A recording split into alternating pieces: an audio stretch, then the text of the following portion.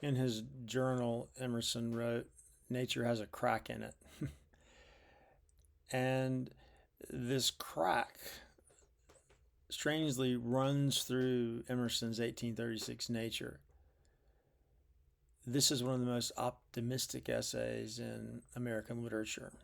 One scholar actually called it a happiness pill. If you read Nature, it will probably cheer you up. But as I say, there's a tension running through the piece.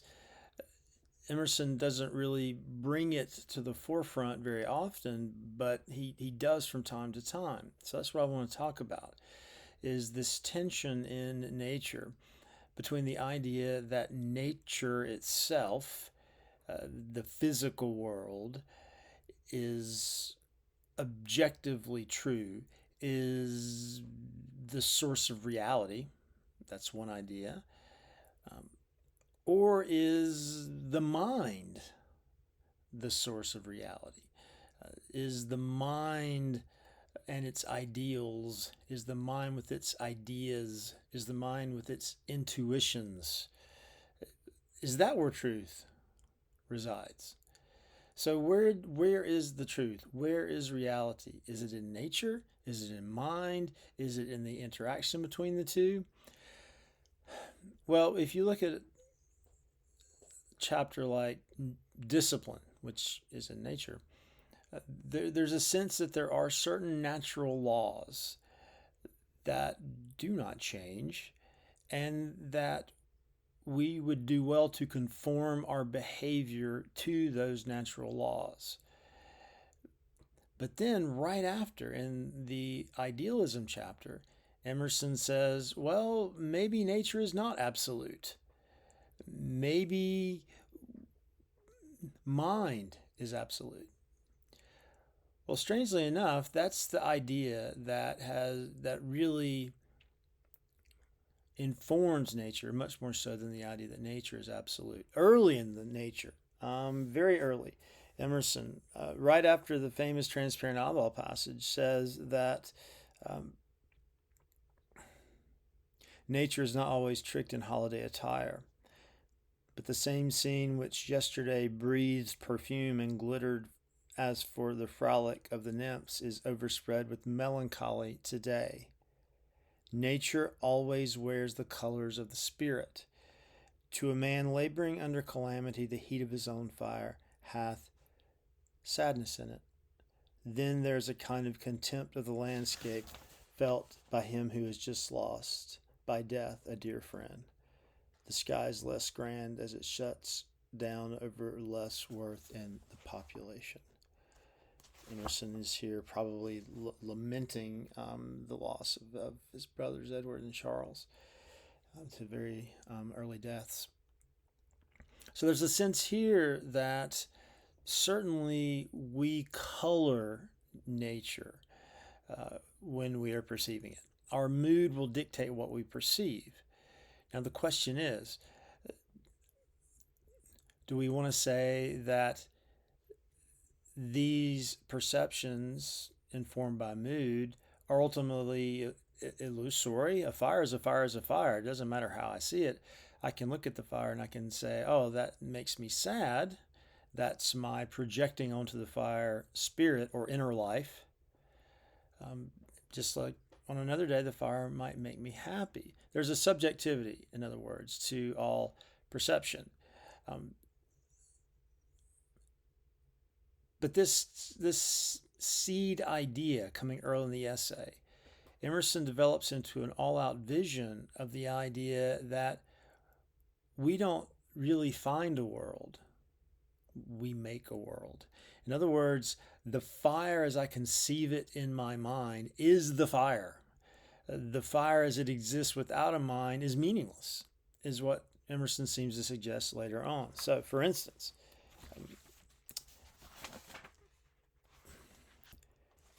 at the very end of the essay, when he invokes his so-called Orphic poet, it's Emerson, ends with this wild prose poem. He says this: man is the dwarf of himself. Once he was permeated and dissolved by spirit. He filled nature with his overflowing currents. Out from him sprang the sun and moon, from man the sun, from woman the moon. The laws of his mind, the periods of his actions externize themselves into day and night, into the year and the seasons. But, having made for himself this huge shell, his waters retired. He no longer fills the veins and veinlets. He is shrunk to a drop. He sees that the structure still fits him, but fits him colossally. So this suggests that in an ideal situation, our ideas about the world, about sun and moon and land and water, our ideas about the world make that world. In other words, whatever phenomena I'm paying attention to, that phenomena only becomes meaningful when I project upon it my ideas. So in that regard, how I choose to name the world gives meaning to the world. And without my naming of that world, there is no world. Emerson makes this point again in his description of how the poet sees the world. It goes like this. He says, "The sensual man conforms thoughts to things. The poet conforms things to his thoughts.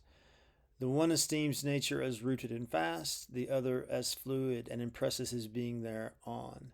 To him, the poet, the refractory world is ductile and flexible. He invests dust and stones with humanity and makes them the words of reason."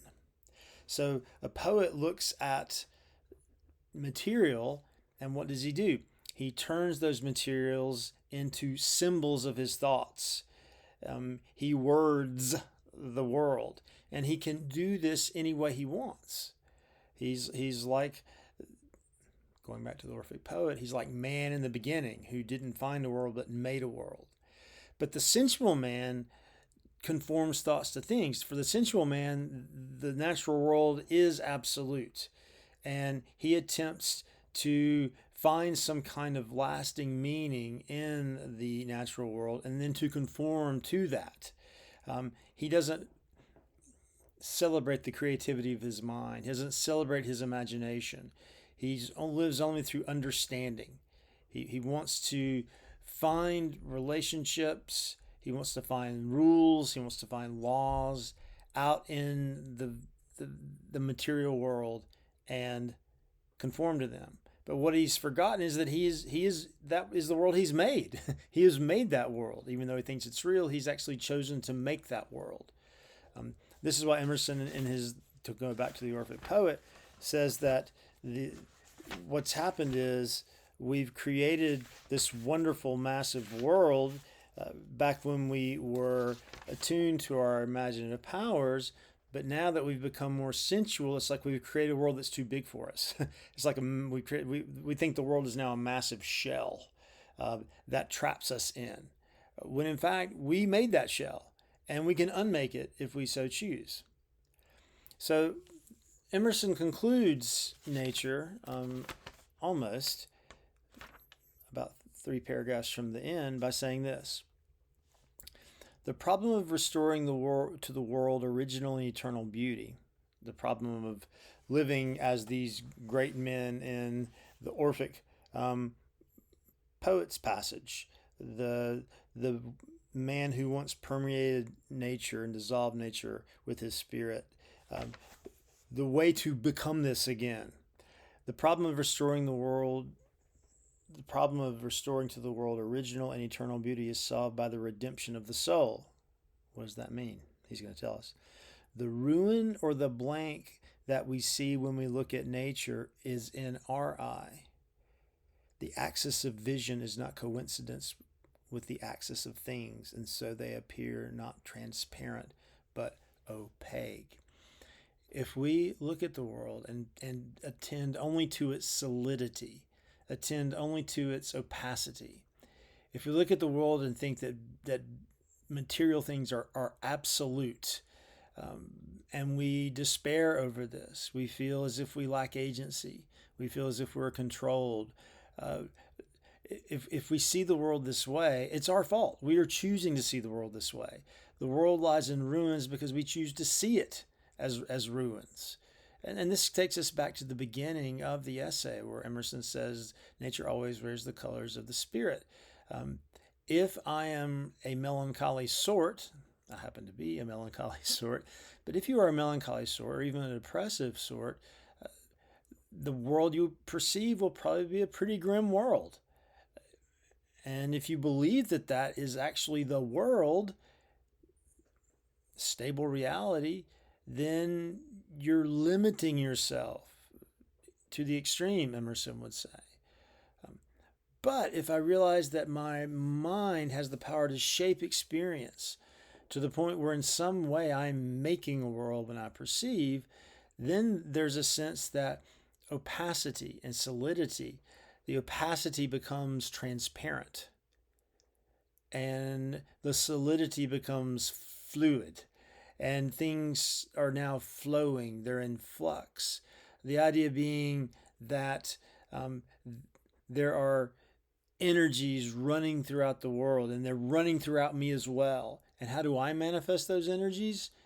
In my mind. My highest manifestation of the powers of nature is my mind. And what should my mind properly do? Basically, imagine the world as I think it should be and act in such a way that I might realize that world.